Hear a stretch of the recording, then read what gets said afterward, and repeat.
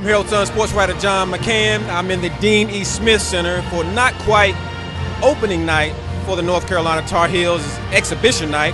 The Guilford Quakers are in the building. I'm joined by C.L. Brown to take it in with me. C.L. Brown from ESPN.com. Thanks for stopping through, sir. Anytime, John. Man, I got a few things on the agenda tonight, but right off, man, as we look out on the floor and see the boys in baby blue, I see they rocking some hoods this year, C.L. Brown. It looks like Louisville to me, man. I feel like they've done that 1 year prior before, too. It seems like one of those Harrison Barnes years, either 2011 I do kind of remember that, man. But, noticeably not on the floor is Marcus Page. As we all know, he broke his hand in practice, his non-shooting hand. But C.L. Brown, when he comes back, is this the kind of thing that's going to affect the Tar Heels going forward? Well, I think it'll have an impact, but it could end up being a good impact when you look at Kenny Williams, the freshman, billed as a shooter coming in, and when you talk to some of the players and coaches, he's actually supposed to be more advanced defensively than a typical freshman. It could lead to maybe more playing time this early in the year than he would have gotten had Page been totally healthy. So who knows down the line if that ends up being a benefit, if he's called upon because of foul trouble or because somebody else get injured later in the year. Kenny Williams could end up being a factor. It could also make somebody like Joel Berry or Nate Britt, who would probably be playing, second fiddle to Page, maybe their game steps up a little bit more in his absence because they're going to have to. Considering Marcus Page's injuries last year, we're not ready to start calling him Derrick Rose, are we?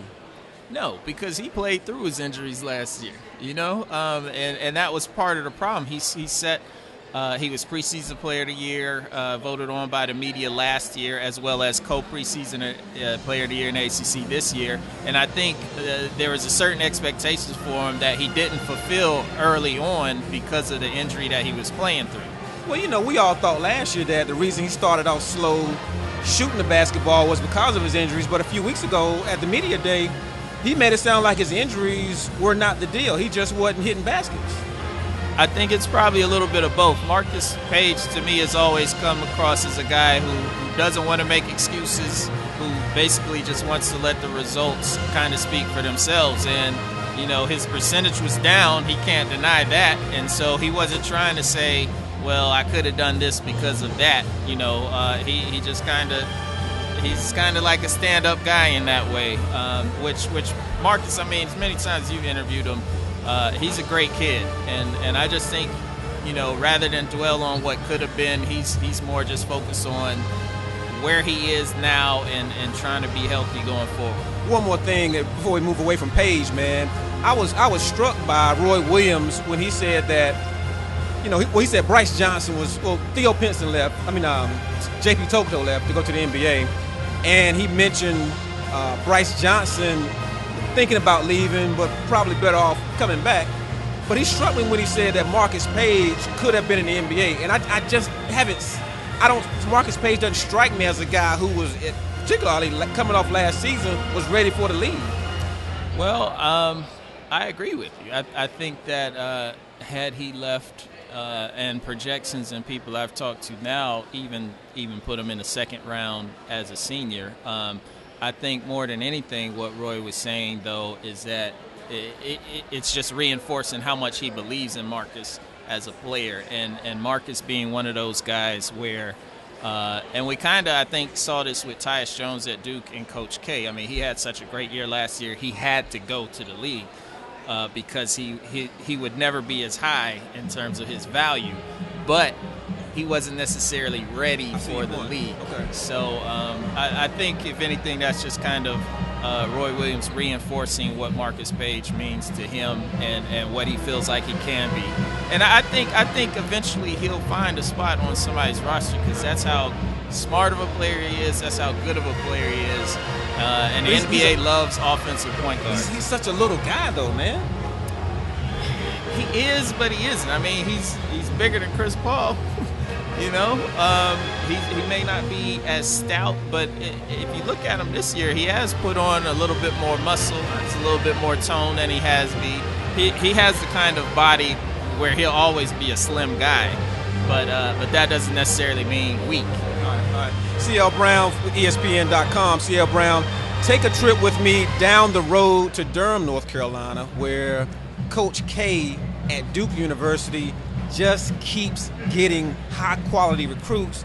The signing or the announcement today that Harry Giles is going to be joining the roster. We've talked before about the NCAA situation with UNC impacting recruiting.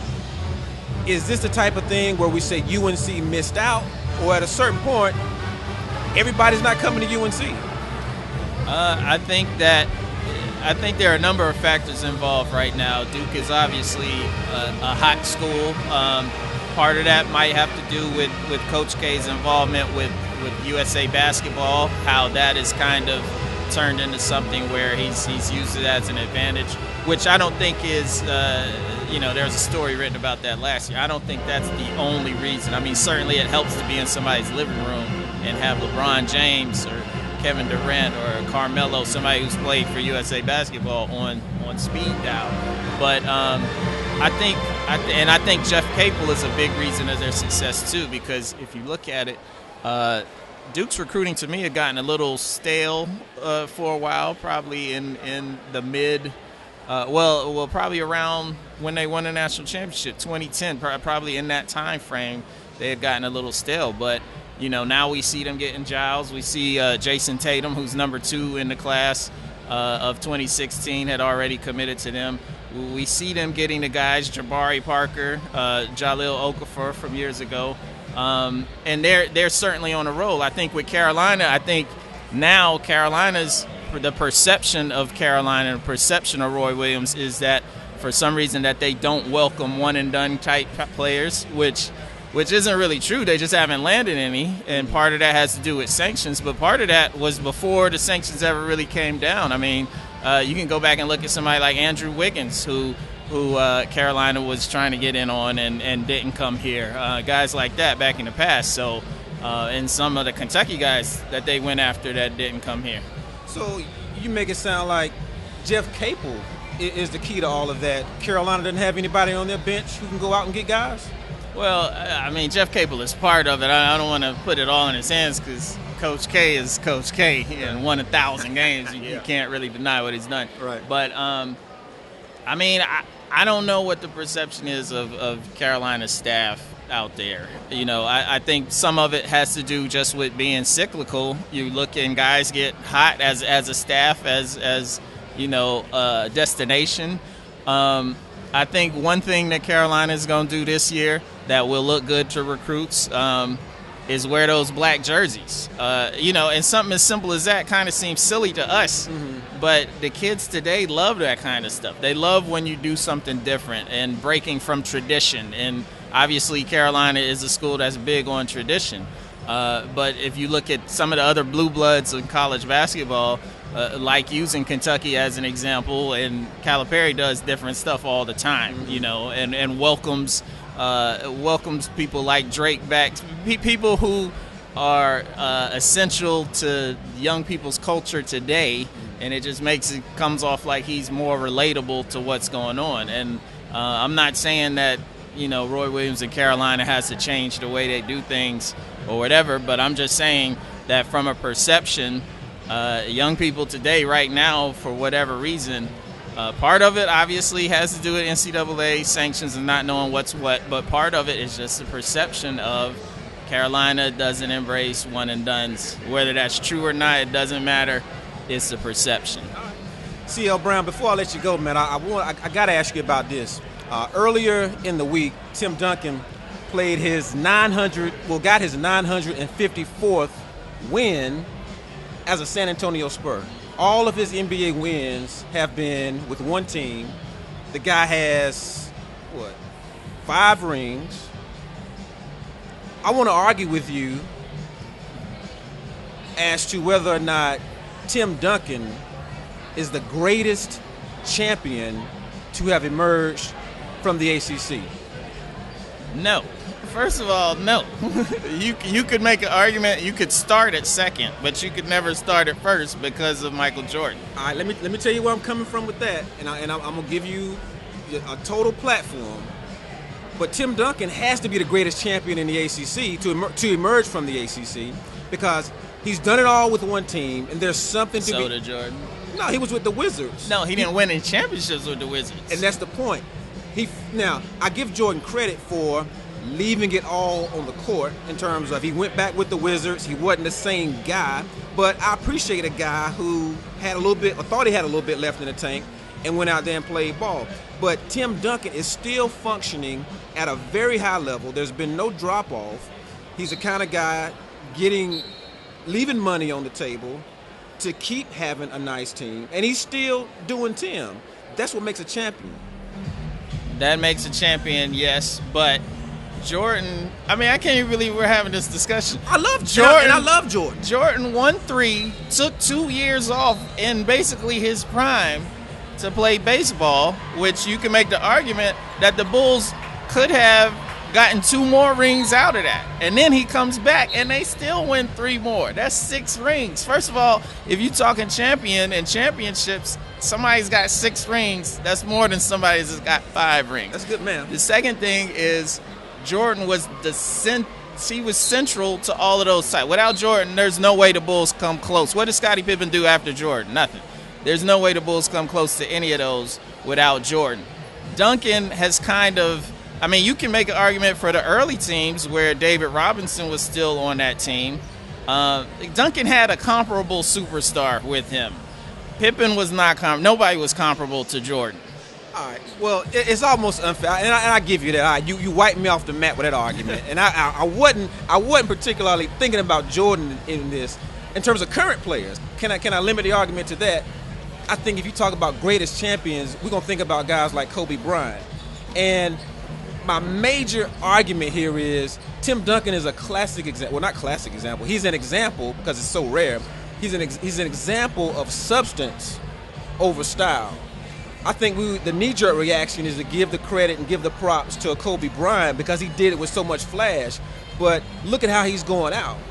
He's not going out strong, playing solid ball like Tim Duncan. And I think there's something to be said for that. Or am I looking at this as the whole nice guy thing and we got to show Tim that love? Well, I think kind of I feel the premise of where this is coming from because I don't think Tim Duncan has ever gotten kind of the credit that he deserves. I would put him in the argument for the best power forward ever. You know, I would start with him probably as my guy and then make argument, you know, we could go whatever, making arguments for other people.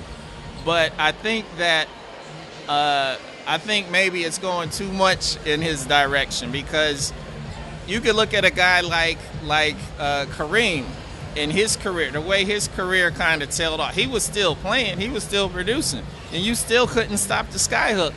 But remember those old Showtime teams near the end of his career, they were going 100 miles an hour, and here comes Kareem wobbling up the court at 55. But they didn't really need him to produce the way he used to win. I think the Spurs, not quite as drastic as Kareem used to be on those teams, but I think the Spurs are kind of similar because the way Popovich has that system running, he has so many pieces around him that it's good he can just kind of contribute and not have to be the man, so to speak, you know, and that's why he can still play at a high level because he's not asked to do, you know, what he did 10 years ago, 15 years ago when he came in the league. All right. Well, Brown, this is why I had to have you on this particular episode because you get me, Brown. You understand where I'm coming from. You understand I was trying to give some credit to Tim Duncan because Tim Duncan is sort of like a Stevie Wonder. We're not going to appreciate Stevie Wonder and give him all that he deserves and is due until he's left the scene. And I'm just saying, give Tim his stuff now, Brown. Okay? Can we do that? Hey, I appreciate Stevie. I don't know what you're talking about. Well, the masses, man. I mean, Michael Jackson was Michael Jackson, but man, Stevie still is that guy. Yeah, you know? Yeah. Stevie kill it. I got you. All right, see ya, Brown. We're gonna wrap it up right there, man. Thank you so much for coming on the episode here, and I'm sure we'll pick it up again later on in the season. No doubt, anytime.